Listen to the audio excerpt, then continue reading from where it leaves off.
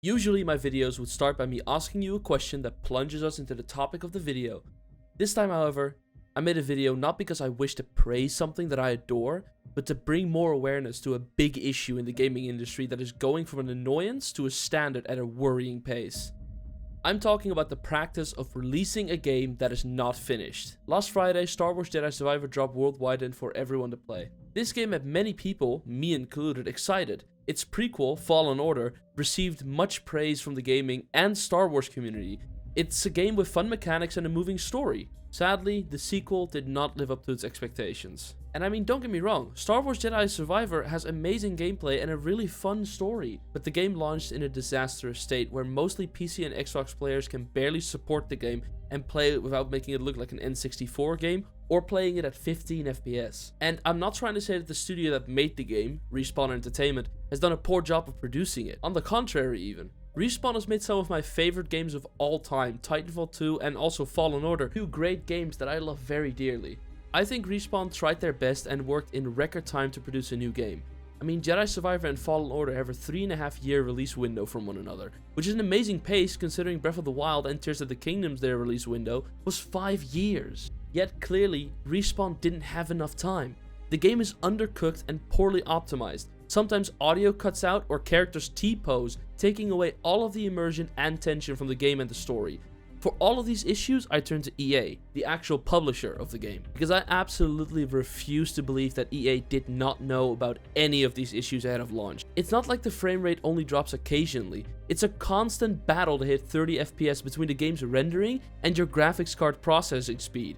No settings can change it. Putting everything on low doesn't shoot your FPS above 30 to 40 FPS and results in your game looking like a PS3 game. EA knew the problems the game had and still pushed it out anyway, because they don't care at all. EA only cares about the money that the game makes, and when approached with the issues the game had, they refused to delay it again, something that it clearly needed to polish out some major issues and to avoid launching the game in a state where if you as the player don't own a $10,000 gaming PC, you won't be able to actually play the game properly, let alone at all.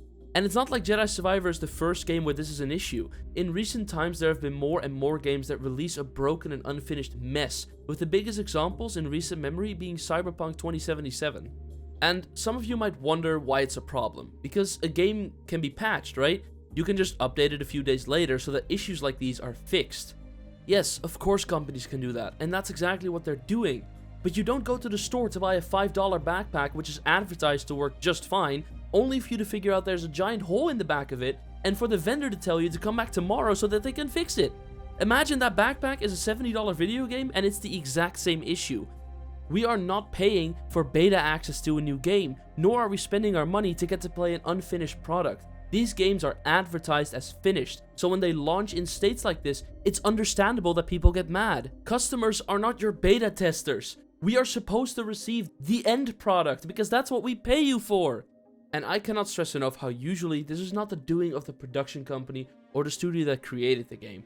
9 out of 10 times it's the publisher trying to satisfy their shareholders by releasing games that increase their capital and then the value of the company.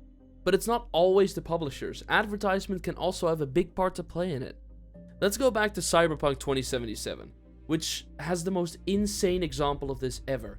The game launched in December of 2020 after more delays than the average age of a Minecraft streamer's audience. Do you know when the first trailer for Cyberpunk 2077 dropped? 2013. That game was not close to being done. Hell, I bet that they were barely beginning production at the time and the studio was being honest, putting "coming when it's ready" at the end of the trailer. Now, I fully understand why studios do this. They want to build up hype, which brings free advertisement and excitement so that on release day, the money can start flowing through. But maybe, just maybe, it's a bad idea to release a trailer or start to talk about release dates for a project which is not even done yet.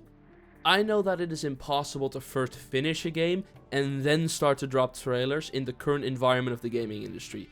But you cannot look at this example, and again, I admit it's a bit of an extreme one, and then say that this is okay. EA and other companies have been doing this type of business for a while now, and it's really only getting worse. Now, if you've been on the internet for like a while, I'm sure that you remember this image from Ubisoft's Assassin's Creed Unity. A game that by now, 9 years later, is fixed and really enjoyable to play. But on launch, not even the best PCs at the time could properly run it. Gameplay and rendering issues because of overcrowded areas would run FPS counts into the ground and make the game unplayable. Now, why do these companies do this, you may ask, dear viewer? Are these not the AAA game developers, the gods of the gaming industry? They're supposed to lead the industry, right? Why does this happen? Well, of course the answer is money, but besides that, it's demand of the player base as well. Games like Cyberpunk, Assassin's Creed, and Star Wars have a devoted fan and player base on the internet, to such an extent that there could be a new game announced to release in 2035 without any gameplay or footage shown, but if you could already pre-order the game, some people would still do that. We want to know more about our little fantasy world because it allows us to escape whatever annoying things are waiting for us in our real lives. And I know that there's plenty of people that do this with movies and TV shows, but there is a good reason video games have been earning more money than both of those industries for some time now. These companies know that no matter what state they deliver the products in, people will still buy them and play them, because we as an audience have devoted part of our lives to these characters and this world that the story takes place in. We are interested and want to know what happens next, and the longer you hold out on buying and playing the game, the sooner clips of the ending and important parts of the story will be on YouTube, TikTok, or Twitter. So to avoid spoilers, you have to be there early and play it and experience it for yourself, spoiler free. But with all the glitch, bugs, and issues that comes with it. We love playing games so much that some people actually accept these types of releases and think it's okay to push out games in these types of conditions. And usually these are company fanboys that think EA or Ubisoft cares about them at all and would not lie through their teeth to them at the sight of the smallest amount of profit.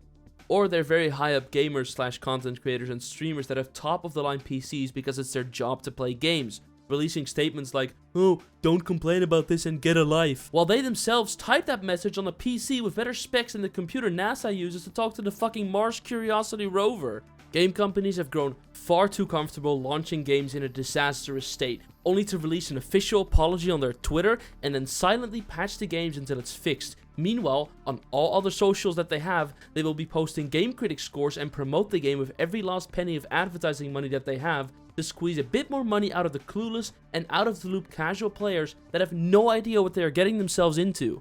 These companies have been and will continue to lie to us if it means that they can make a profit from it. Star Wars Jedi Survivor should be a turning point in the gaming community. Meanwhile, IGN and Metacritic both gave the game a 9 out of 10 and barely mentioned issues with the game's performance.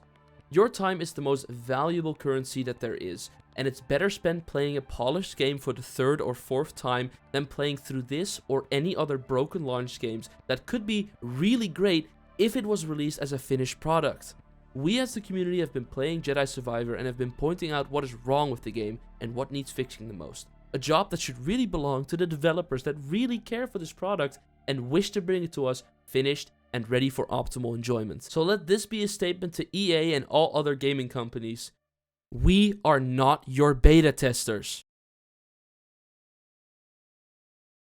Hello everyone, I hope you all got some enjoyment out of this video still. I just really had to rant about EA and the shitty way that they've been putting out games like this for the last few years.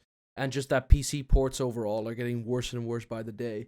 If you've come this far, subscribe to the channel, almost no one does, and join the Discord server. That's all I have to say. Goodbye everyone, thanks for watching. Bye!